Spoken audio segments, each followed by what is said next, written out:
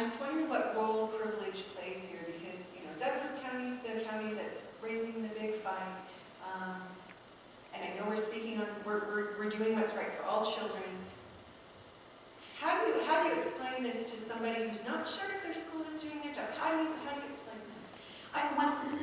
Excuse me, when I first started presenting, I had these little sticky tabs, and I would ask everybody to raise their hand. And so I would, you know, one of the questions might be, how many bathrooms do you have in your house? Oh, you're satisfactory, you're satisfactory. You know, how many of you have some sort of learning disability? Okay, you're unsatisfactory, unsatisfactory. There was a DU researcher who did a study, and she looked at income alone, so those children who were on free and reduced lunch, and she was able to predict test scores with 84% accuracy without any kids taking the test. So we know that kids with opportunity and resources do better on standardized tests, do better in general in education.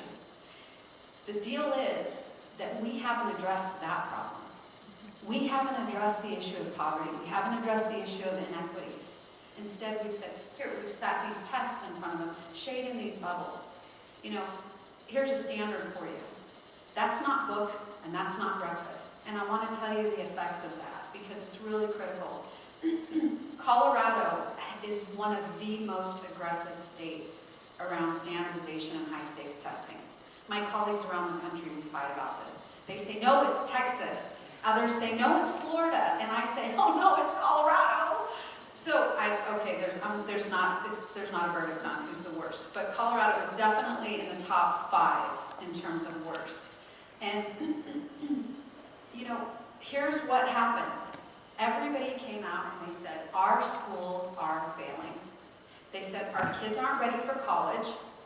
They said, we have this very wide achievement gap, and we haven't closed up those opportunities for poor and low-income children. And they said, and what we need is greater accountability. And if we have this outside measurement, this external indicator that tells us how our teachers and our students are doing, then we'll be able to fix the problem. And so we have been doing that since 2000, when Senate Bill 186 was passed. We have been evaluating schools based on test scores. And here's the outcome of that. I want to be really specific. The graduating class of 2011 was in 3rd grade when testing passed. They were the first generation to be entirely educated under a standards-based system. In 2000, the remediation rates were at 28%. Today, remediation rates in college are 60%. Not only did we not prepare kids for college, do a better job of that, but we have actually made major declines. And I'll tell you why. The most important criteria for high performance as readers and writers is a love of reading and writing. And what we used to have in the writing classroom is you were writing things that you were interested in, not prompts. You weren't doing test preparation. You had time. You had time to write, and you had time to review with your peers, and you had time to revise. And as a result of that, a lot of us were able to develop our voices as writers. These kids today, they do not have time for writing. They do not develop their voices writing. They do not fall in love with books, because all of the reading that they're doing are these short passages where they have to fill in shaded bubbles afterwards. And we literally have turned them off to their own learning process, so that when they go to college, they don't have those skills for reading and writing. They don't have those critical thinking, those creative skills. Another statistic that they said, another promise that they made, if we have greater accountability, if we have McGraw-Hill monitoring our teachers instead of parents monitoring our teachers and administrators monitoring teachers, if McGraw-Hill does the monitoring of our teachers, we're going to close the achievement gap. And do you know what's happened instead? In the last 10 years, the poverty rate has doubled. Colorado has the highest increasing rate of childhood poverty. And our numbers about risks, I haven't got these, I'm working on getting these right now, but I can tell you from 2000 to 2009, the at-risk numbers increased by 58%. So we are literally in this model of high-stakes testing and standardization, manufacturing at-risk children. And you know what the people that said we need tests and accountability are saying? I just read the Colorado Succeeds report. The headline was, "The pipeline is broken." Well, I'll tell you what, the pipeline is not broken for Pearson, who just reported profits. Let me get this. Pearson's profits, 5% increase last year. So major decreases in college funding. But Pearson, 4.4, no, that's McGraw-Hill. McGraw-Hill Capital Building. Oh, Pearson, $9.21 billion in sales last year. 9.2, and guess what? 5% increase. So here we are in a recession, our funding is being cut to our kids, and the pipeline to Pearson going strong. Any more questions? Yeah, I don't have a question, but I just have a comment. I work at Denison with Joe and Dudley, and it's a lovely place to work. My job, however, is ESL resource teacher there, and I'm also a SAL, which is a site assessment leader, for those who don't know that. DPS, an acronym for various assessments. And as a parent, my children are actually right now in college, but as a parent, I would be as concerned about the amount of time that the children are having to take a test and all of that, what that entails, as the amount of time that they're having to prep for that test and be using the materials purchased by McGraw-Hill and Pearson, be substituting a beautiful education, which is the teacher's joy to teach, positive memory, and an open mind, growth mind, and substituting it for a negative situation. Those would be also extremely big concerns for me right now. I mean, the bottom line is, the teachers today, if you're not giving the test, you're in some shape or form teaching to the test. That is really all that's going on. That doesn't mean that teachers aren't trying to do creative things and finding little pockets of opportunities. But it has been my experience that if you try to do those things, as soon as you get going on something, you have to stop because the next test has arrived. And so nothing is ever seen to completion. Nothing. So that's my experience. Well, and with that positive, memory that teachers can, have, you have the contrary situation happen. So then the children become unengaged, disengaged, and you're actually creating a bunch of kiddos who are much more interested to actually leave the classroom and come with me downstairs to the library and take a test to kind of get out of some of those modes. And I'm not talking about the little ones, but the 4th, 5th, and 6th graders.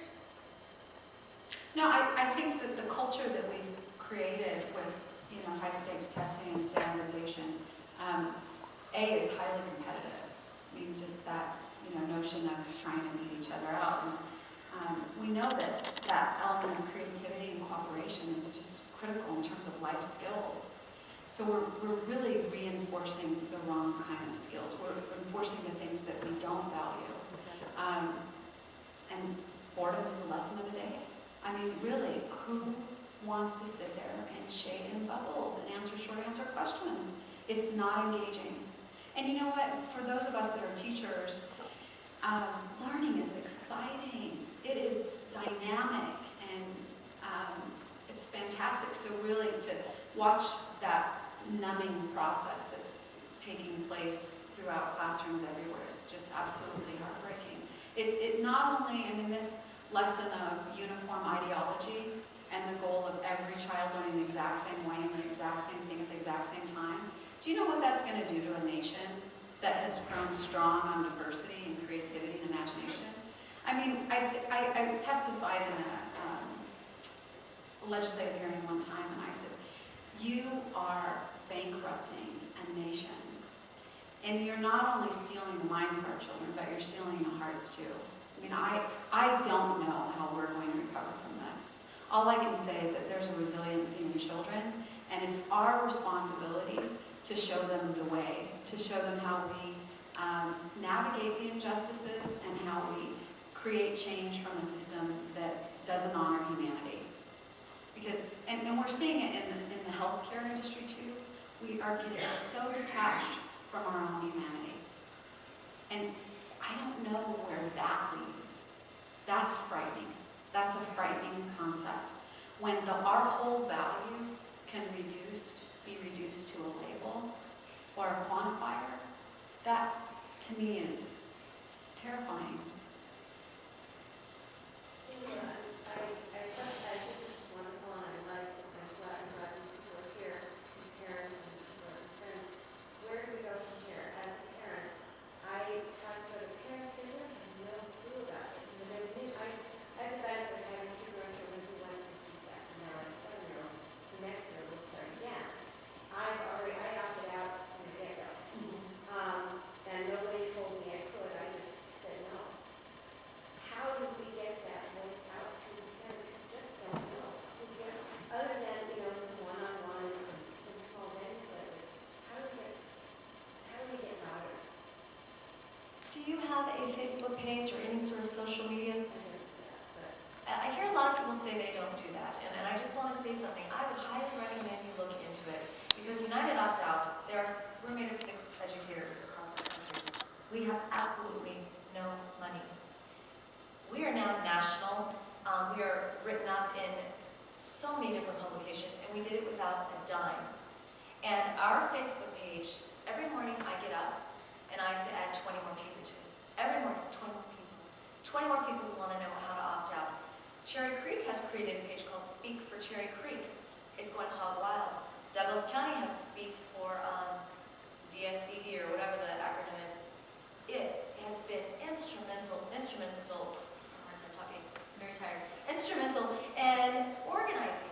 So you can have house parties. I would be happy to come and speak at one of those. You can continue to have meetings like this, but also use other things that don't cost money to push forward the message. And I'll just add a couple of things to that. I think you came later, and so there's going to be a conference on March. Do you have literature about it? No, March 20th to the 30th. I just can't afford to keep making copies. Sorry, Okay. I'm a teacher. and it's through your website. Yes, if you go to unitedopt.com, scroll through the post and you'll see the registration. But it's 3 days of learning how to take back your schools. And I think the other big piece of this that we haven't talked about tonight is the solutions. Because you have to be able to say what you want. If you refuse the test, this is what I want instead. And parents have got to start demanding that. We want democratic schools. We want progressive schools. We don't want schools where children can be creative. And so those 3 days we'll be discussing these things. Lynn and Amy and Maggie, can we add that information to our email that we're going to send out? So before you leave tonight, make sure you put your name on the email list, and we'll get that information out to you. And my business card is there as well. You're welcome to email. And just a couple of things. I mean, we're going to answer that question at this conference. What do we do? How do we organize? How do we reach more people? But I want to give you a couple of tips just while I have your attention. School board members, legislators, all of those contacts are public. So add those to your email. And whenever you get information, share it. Share it with your school board, your principals, your teachers. This really is a matter of starting to educate everybody. And as the information gets out there, I mean, we've heard from parents that said, there was no way I was going to opt out. And then when I heard the information, there was no way I wasn't going to opt out. So that's our challenge, is that we're the grassroots folks. And it happens through you. And so write letters to the editor. Make sure that you're connecting with as many people in as many ways as you can. Oh, thank you. And I just want to say one thing, and I'm going back many, many years ago, and more than 30, and this was because I have 2 children that are learning disabled, and the federal government and the state of Colorado are doing nothing. And one of your rights is to sit in front of your legislators, your city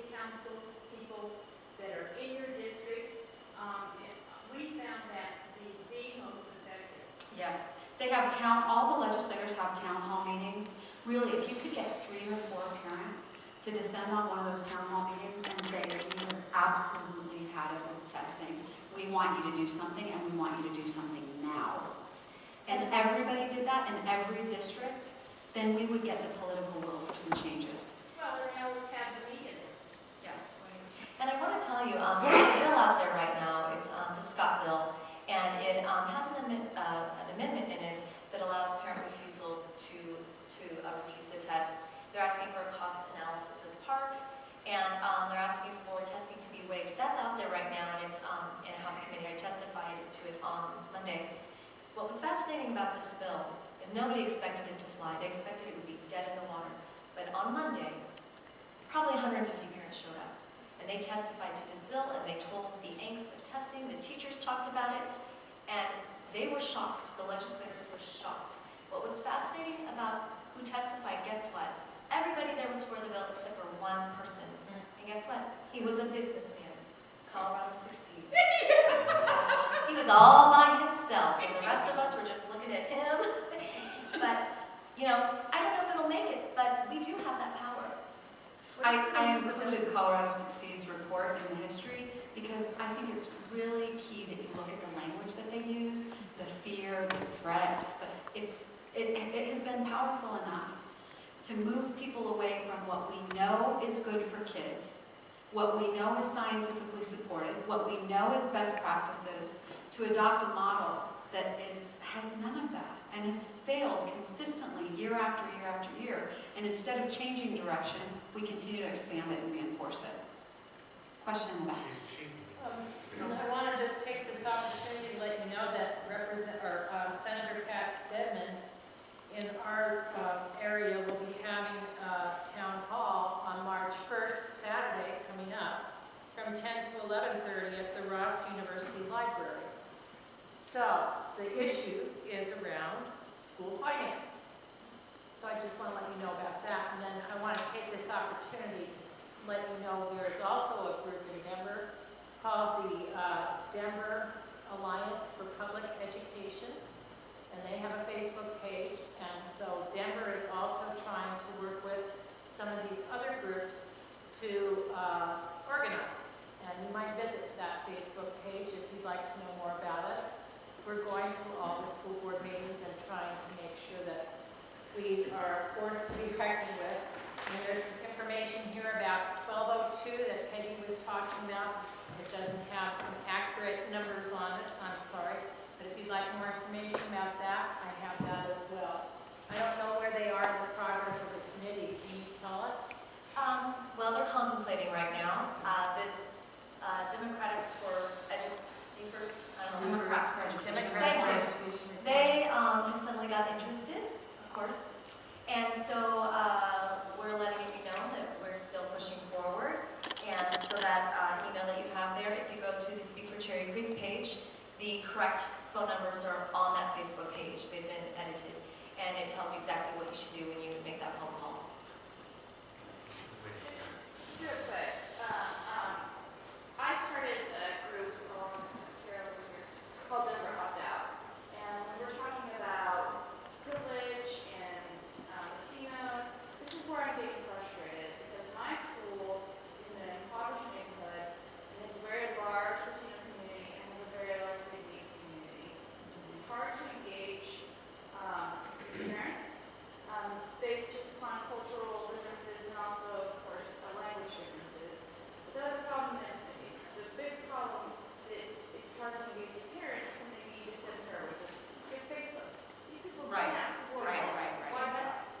So So these are concerns that I'm gonna be at the conference in March if I can make it, because again, those parents can't take time off and. this is my suggestion.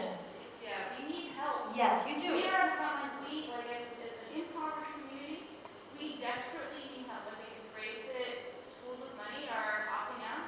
We need help with giving our money. You are preaching to the choir because I'm in Aurora. I understand completely. But this is the deal. In order to do this, you've got to get organized. Start canvassing